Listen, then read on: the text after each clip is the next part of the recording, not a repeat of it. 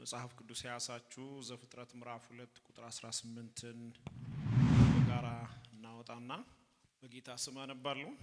ከዚህ በኋላ እግዚአብሔር አምላክ ያህዌ ኤሎሂም ሰው ብቻውን መሆኑ መልካም አይደለምና ሚስማማውን ረዳት አበጅለታለሁ አለ ይላል የኔ ትርጉም። አዲሱ መደበኛውን ትርጉም ነው የሚለው። እግዚአብሔር አምላክ የዱር አራዊትና የሰማይ ወፎችን ከምድር ሰርቶ ነበረ። ለእያንዳንዱም ምን ስም እንደሚወጣላቸው ለማየት ወደ አዳም አመጣው። አዳም ሕይወት ላላቸው ፍጥራን ሁሉ ያወጣላቸው ስም መጠሪያዎቻቸው ነበረ ይላል። ላለፉት ጊዜያት እየተማርን ነው ያለነው የሰው ስነ ፍጥረታዊ ማንነት ከውድቀት በፊት ስነ ፍጥረታዊ ማንነቱ ከውድቀት በፊት ምን ይመስላል የሚሉትን በየሳምንቱ አንዳንድ ሐሳቦች አንዳንድ ክፍሎችን እያነሳን ያለነው። ለምንድነው ይሄንን መማር ያስፈልገን? ለምንድነው ይሄንን ማወቅ ያስፈልገን ሲባል ወደ ኦሪጂናችን መመለስ አለብን። ወደ መጀመሪያው ሰው ክስተት አይደለም። ኦኬ፣ ሰው ምን አይደለም? ክስተት አይደለም።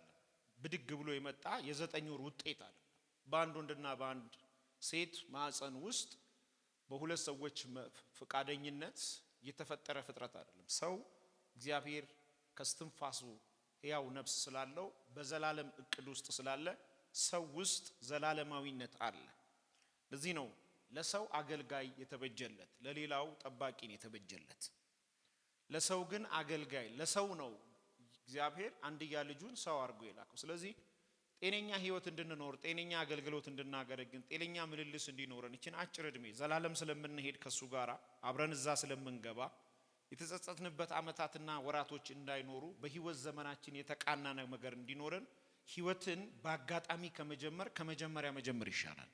ስለዚህ የሰው ልጅ ከውድቀት በፊት ምን ይመስላል የሚሉትን ሐሳቦች ያኔና አሁን በምስራቅ ኤደን ገነት ውስጥ በእግዚአብሔር ከተማ የሰው ልጅ ኑሮና የእግዚአብሔር ሐሳብ በሰው ልጅ ላይ የነበረውና አሁን አዲስ ፍጥረት በመስቀል የተወለዱት ልጆች በክርስቶስ ኢየሱስ በእግዚአብሔር መንግስት ውስጥ ያኔ ገነት አሁን የእግዚአብሔር መንግስት ውስጥ ነው ያለነው። አሁን ለእናንተ የእግዚአብሔር መንግስት ነግራችሁ ዘንድ ይገባኛል። የእግዚአብሔር መንግስት በመብልና በመጠጥ የሚገኝ ደስታ ያለባት አይደለችም፣ በመንፈስ ቅዱስ ጭምር እንጂ የተባለችበት አሁን ላይ ያለው ወደቀ ዓለም ውስጥ የእግዚአብሔር መንግስት፣ የእግዚአብሔር ግዛት፣ የእግዚአብሔር አደራረግ ስላለ ሰዎች በክርስቶስ ማህፀን በመስቀል ማህፀን ከተወለዱ በኋላ በዚህ መስቀል ላይ በተንጠለጠለው ጌታ ኢየሱስ ክርስቶስን እንደ ግል አዳኝ አድርገው የመንፈስ ቅዱስ ማደሪያ ከሆኑበት ሰዓት በኋላ የሚኖሩት ኑሮና ወደ ኦሪጂናችን ወደ መጀመሪያው ስንመለስ በምስራቅ ኤደን ገነት ወደ ምንኖረው አንድ አይነት ጥላ ነው፣ አንድ አይነት ነው የሚመሳሰል። ያንን ዳራዊና ነጸብራቃዊ እየተመለከትን ያለነው። ዛሬ ምን ላይ ደረስን? መልካም የሆነ ቤተሰባዊ ህብረት ነበረው። በዘፍጥረት ምዕራፍ 2 ቁጥር 18 ላይ በምስራቅ ኤደን ገነት ውስጥ በእግዚአብሔር ከተማ የሰው ልጅ ወይም ደግሞ አዳምና ሔዋን መልካም የሆነ ቤተሰባዊ ህብረት ነበራቸው። ለምሳሌ ቤተሰባዊ ህብረት ማለት ምን ማለት ነው? ቤተሰባዊ ህብረት ማለት እዚህ ጋር ተመጡና ታያችኋል። ቤተሰባዊ ህብረት ማለት አንደኛ የማይቆም፣ ሁለተኛ የማይቀየር፣ ሶስተኛ የማይቋረጥ፣ አራተኛ መለየት የሌለበት። ይሄ ማረጋገጥ ከፈለጋችሁ ከብዙ ሰው ጋር ተለያይታችኋል። በህይወታችሁ ብዙ ሰው አጣችኋል።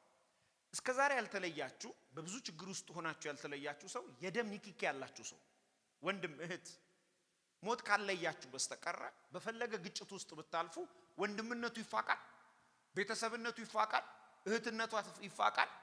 አይፋቅም። ጥል ሊኖር ይችላል፣ ክርክር ሊኖር ይችላል፣ ግጭት ሊኖር ይችላል። የደም ንክኪ ከመኖሩ የተነሳ እነዚህ አራት ነገሮች አፕን ያደርጋሉ። የማይቆም ነው የቤተሰብ ግንኙነት፣ የእህትና የወንድም ግንኙነት፣ የአባትና የልጅ ግንኙነት የማይቆም። ቀጥሎስ አለመቆም ብቻ ሳይሆን የማይቀየር። የፈለገ ወንድም መጥፎ ልጅ ቢሆን አሁን የኔ ወንድም አለ በጣም በቃ ዳመና በሉት አትይዙት፣ ጉም ነው። ቸርች ነው ስትሉት ክፍለ ከተማ ነው፣ ክፍለ ከተማ ነው ስትሉት የሆነ ቦታ ነው። ወንድምነቱ ሊቀየር አይችልም። ቀን ሙሉ ለበሳጭኝ ይችላል እንጂ ወንድምነቱ ይቀየራል እኔም የአባቴ ስም ሾላ እሱም ሾል አትቀይረውም። በምንም የማይቀየር ነው። የሚገርማችሁ እንደዚህ እያበሳጨኝ ታመመ ቢባል ማን የሚሄደው? እኔው ነው የሚሄደው። አይቀየርም። ቤተሰባዊ ህብረቱ ምን አይለው? የማይቀየር ሌላው አይቋረጥም። ቴምፖራሪ አይደለም። የአንድ ዓመት የሁለት ዓመት የሶስት ዓመት አይደለም። አገር ቢቀይር አሜሪካ ቢገባ አውስትራሊያ ቢገባ ሀብታም ቢሆን ደሃ ቢሆን በምንም ሁኔታ ውስጥ የማይቀየር ቅርብ ቀን አንድ ኢትዮጵያ ውስጥ ትልቅ አስተማሪ አሉ። እሳቸው ኢትዮጵያ ውስጥ ከተማሩ አስተማሪዎች መካከል ትልቅ አስተማሪ ናቸው እና አንድ በጣም ወደው ሳይኮሎጂስት ሲያወራ ነው የሰማሁትኝና አስተምሮኛል አለ። ድሬዳዋ አካባቢ ሰው ስለሆኑ ሰውየው ከበርካታ ከነጮች ጋር ከኢስት አፍሪካ ጋራ ሚድል ኢስት ላይ ምናምን ስለሚሰሩ አንድ ጊዜ ነጮች መጥተው ወደ ድሬዳዋ አካባቢ ሄደው ለጉብኝት ለስራ ጉዳይ በሚሄዱበት ሰዓት አባቱ የዚህ ሰውዬ አባት ኢትዮጵያ ውስጥ የታወቀ አስተማሪ ነጮቹን ይዞ በአንድ መኪና ተከታትለው እየሄዱ በሚሄዱበት ጊዜ የዚህ አስተማሪ ሰውዬ አባቱ ሰክሮ መንገድ ላይ ተኝቷል። ድሬዳዋ ውስጥ ዞር ሲል አባቱ አቁም አለውና ሹፌሩን ወርዶ ሰዎቹን አስወርዶ ነጮቹን አስወርዶ እዚህ ዘማይፋ የኔ አባት ነው ተዋወቁታል። ነጮቹ ገረማቸው። እንዴት አስቁመ የሰከረ አባት አስተዋወቀ? ምክንያቱም አባቴ ነው አላቸው። አይ አትለውጠው። አባት ምንም ቢሆን ምን አትለው አይለወጥ። መልካም የሆነ ቤተሰባዊ ህብረት አለው ሲባል እነዚህን አራቱን ነገሮች ያካተተ ነው። የማይቆም የማይቀየር የማይቋረጥ መለያየት የሌለበት።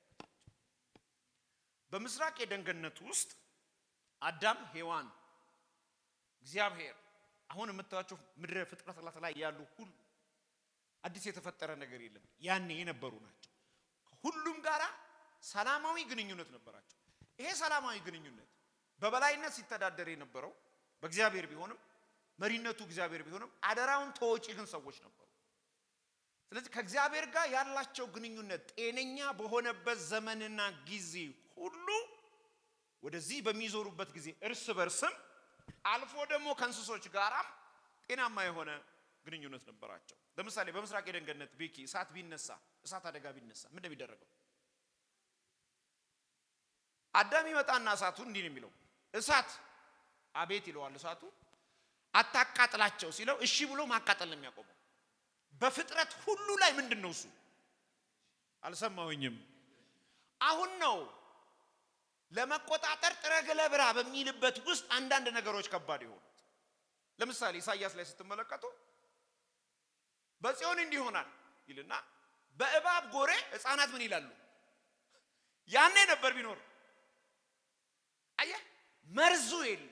ለሰው ልጅ አለመገዛት አለመታዘዝ የለም። ህብረቱ ጤነኛ ነው። ለምን? በመካከል ያለው የኃጢአት ስር ስለሌለ። ምስራቅ ኤደን ገነት ውስጥ አላግባብ በሚካሄድበት ጊዜ እግዚአብሔር በዘፍጥረት ምዕራፍ 2 ቁጥር 27 ላይ እንዲህ ብሎ ተናግሯል። ምድርን ግዛት፣ በምድር ውስጥ ያለው ሁሉ እንዲያስተዳድር አቀመም። በዛ ውስጥ ለምሳሌ ግዛት ስልጣን ነው አይደለም? ነው አይደለም? ይሄን ለማረጋገጥ ከፈለክ መኪና ነድተህ ውጣ። አንድችን የምታክል ሴትዮ ወይ ቀጫጫ ትራፊክ ተለለቅ ተሳቢ መኪና እንዲህ ሲል ይቆማል አይቆምም? ሰውየው ነው ያቆመው። ስልጣኑ ነው ያቆመው። ስለዚህ አዳምና ሔዋን በምስራቅ ኤደን ገነት ውስጥ ከእግዚአብሔር ጋር ጤነኛ ቤተሰባዊ ህብረት ስለነበራቸው የተሰጣቸውን ስልጣን በአግባቡ ይጠቀሙበት ነበረ። ነገር ግን ይሄ ስልጣን የማይቆም ሆኖ ተሰጥቷቸዋል። የማይቀየር ሆኖ ተሰጥቷቸዋል። የማይቋረጥ ሆኖ ተሰጥቷቸዋል። መለየት የሌለበት ሆኖ ተሰጥቷቸዋል። ይሄንን ትእዛዝ ሲሰጣቸው ከዚህ ሁሉ ብሉ፣ ከዚህ ግን ምን አትበሉ። በዚህ በበላችሁ ጊዜ እግዚአብሔር ባለፈው ሳምንት ተናግሬያለሁ። እያንዳንዱን ነገር የሰጠው በኪዳን ነው። ኪዳኑ እችን አትብላ፣ ይሄንን ሁሉ ልታስተዳድር ትችላለህ፣ እኔ ካንተ ጋር እሆናለሁ፣ አብሬ እወጣለሁ፣ አብሬ እገባለሁ፣ ካንተ ጋር እሰራለሁ፣ በምድር ላይ ትገዛለህ። ይሄ እንዳይቋረጥ ግን በእኔና ባንተ መካከል ይሄ ነገር እንዲጸና ኪዳኑ ይሄ ነው። እችን አትብላ። ያን በበላ ጊዜ ሞትም ሞተ።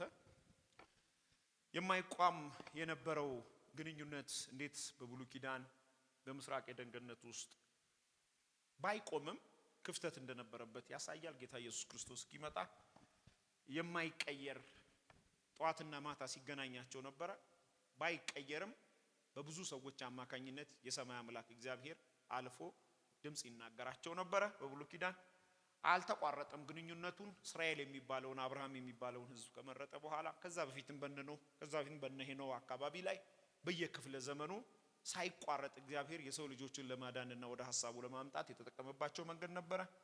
ሌላው መለየት የሌለበት ነበር። እግዚአብሔር በጣም ስለሚወደን መልኩን ስለምንመስል የስትንፋሱ ውጤት ስለሆነ ይህን መለየት የሚባለው ነገር ለማቆም ለአንዴና ለመጨረሻ ጊዜ በልጁ በኩል የዘላለምን ሕይወትን በር ከፍቶ ሰው ሁሉ በዛ አማካኝነት የማይቋረጥ የመንፈስ ቅዱስ መኖሪያ እንዲሆን አደረገው።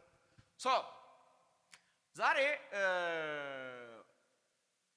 እንድናይ ከፈለኩባቸው ነገር መካከል አንዱ አዳምና ሔዋን በፍቅርና በአንድነት የሚል ቃል አለ። ዛሬም የሚሰራ ነው። ባልና ሚስት ናቸው። በፍቅርና በአንድነት በተቀደሰ ጋብቻ ወደዛ ውስጥ ተገባ በመዋደድና በመረዳዳት ላይ የተመሰረተ ህብረት ነበራቸው። ህብረታቸውን ከሚያጠናክሩላቸው ነገሮች መካከል አንደኛው ምንድነው? በሉት እስቲ ፍቅር። ህብረታቸውን በጣም ኢንቲሚሲያቸውን በጣም ስትሮንግ ከሚያደርገው ነገር መካከል አንዱ ፍቅር ነው። ፍቅር የጨረሳችሁበት ሰው ትዕግስት ጨርሱበታላችሁ። ፍቅር ያለቀባችሁ ከሰንበዲ ጋር ፍቅር ሲያልቅባችሁ ትዕግስታችሁም ያልቃል። ትዕግስታችሁ እንዳያልቅባችሁ ልትጠቀሙበት የሚገባ ትልቁ ጉልበት ፍቅር ነው። ይሄንን ከየት ታገኙታላችሁ መሰለህ? በአንተ ላይ እግዚአብሔር ፍቅር ካልጨረሰ አንተ በእኔ ላይ ልጨርስ አይገባም። እግዚአብሔር በእኔ ላይ ትዕግስት ያልጨረሰው በመስቀል ላይ ፍቅር ስላሳየኝ ያ ፍቅር ጥግ ነው። ስለዚህ እስከ መጨረሻ ወደዳቸው የሚለው ቃል የታመነ ስለሆነ ያ ፍቅር ሁሉ ቀን በእኔ ላይ እስከጸና ድረስ ለህብረቴ ጤነኛ ካንተ ጋር እንዲሆን አንቺ ጋር እንዲሆን የሚያደርገኝ ባህሪሽ አይደለም። አይመችም ባህሪሽ አይኑ እኔ ላይ ፍቅር ስላላለቀ እኔ አንቺ ላይም ደግሞ ፍቅር አልጨረስም። ክብር ለጌታ ይሁን።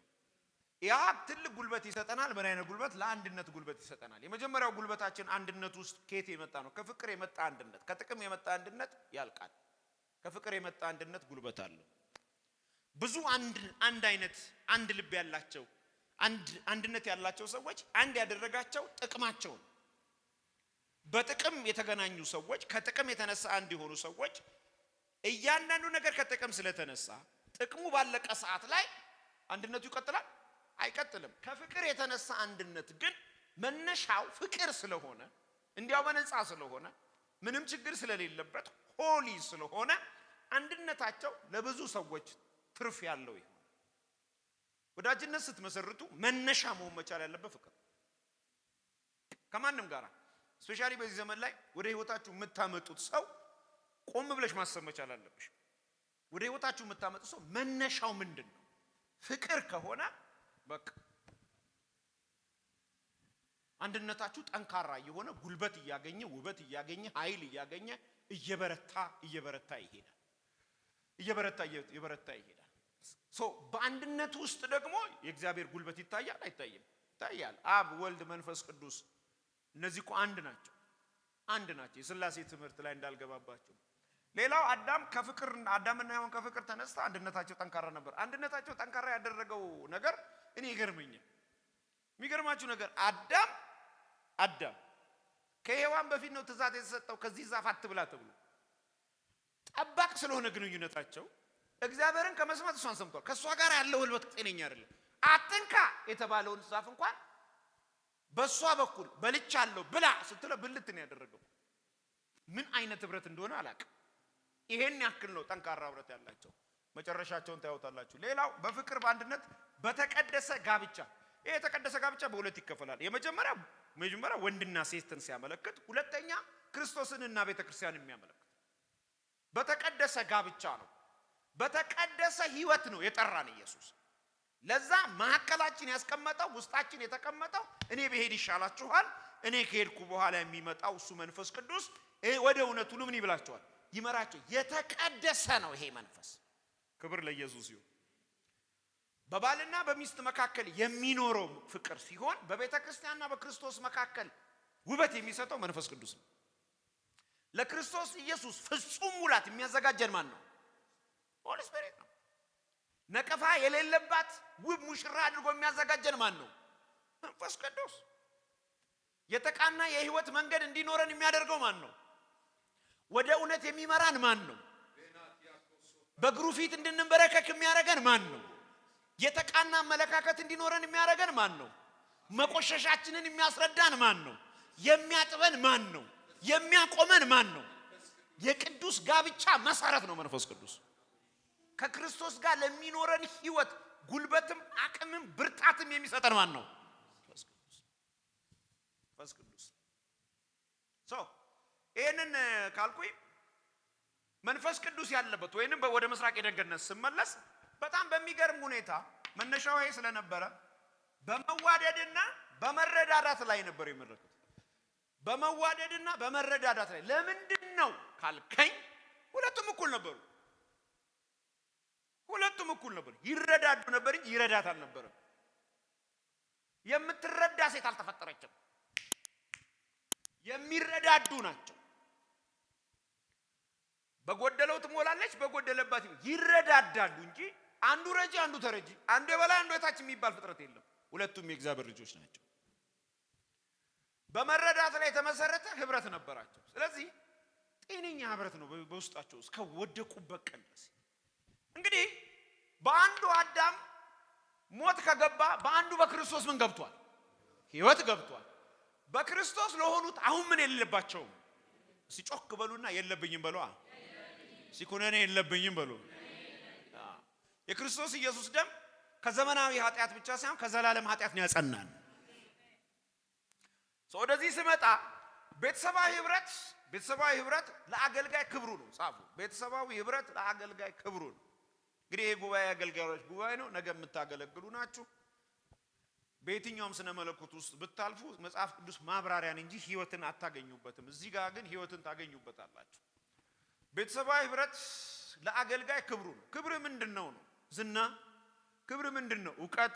ክብር ምንድነው? ሀብት። ክብር ምንድነው? ታዋቂነት። ያልፋሉ፣ እንደ ጤዛ ናቸው፣ ይጠፋሉ። ካንተ የተሻለ ይመጣና አንተን ያስረጅሃል። ካንቺ የተሻለ ዘማሪ ይመጣና አንቺን ያስረጅሻል። ካንተ የተሻለ ሰባኪ ይመጣና ያስረጃል። የሰራኸው እዛ ላይ ስለሆነ ካንተ የተሻለ ሀብታም ይመጣና ያንተን ሀብት ያስረጃዋል። ካንቺ የተሻለ ቆንጆ ይመጣና ያንተ ይሸበሸባል። የሰው ክብሩ ምንድነው ካልከኝ ከመንፈስ ቅዱስ ጋር ያለው ኢንቲሜሲ። የአገልጋይ ክብሩ ከመንፈስ ቅዱስ ጋር ያለው ህብረት ነው። ከመንፈስ ቅዱስ ጋር ህብረት ያላቸው አገልጋዮች፣ ከመንፈስ ቅዱስ ጋር ህብረት ያላት ቤተክርስቲያን አንደኛ አትጠወልግም።